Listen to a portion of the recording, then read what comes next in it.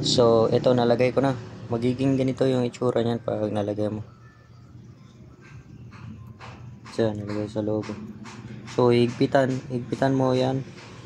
Sa akin hindi ko na inigpitan kasi sample lang ito, pero pag sa'yo yan, dyan sa part na yan, dito sa part na ito ihigpitan mo, ganun bang ganunin mo, i-pinch, idiin ba, ganon, pa ganon, para humigpit yung dito lang sa ilalim yung gaganunin mo, para humigpit ba, para hindi matanggal yung kwintas.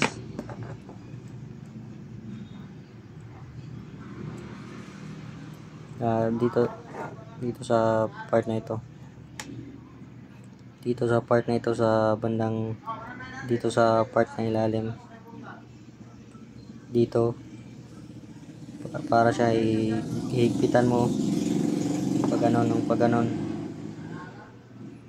para mahigpit yung kwintas at hindi matanggal. Yan, so parang magiging ganyan yung tsura niya, no, pag masuot mo na.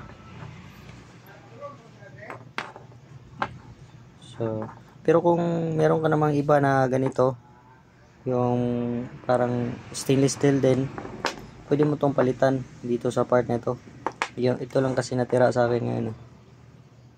So, magiging ganyan na yan siya. Tapos dito naman sa itaas ng yung kwintas, adjustable to. Pwede mo yang nilagyan ko yan ng allowance. Yan, mga allowance yan.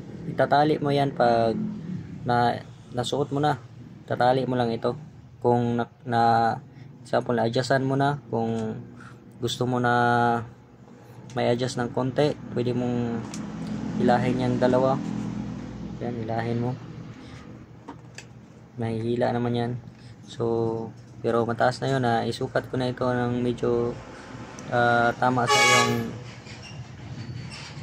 height. Ay itong mga extra tali na ito, ilalak mo lang siya.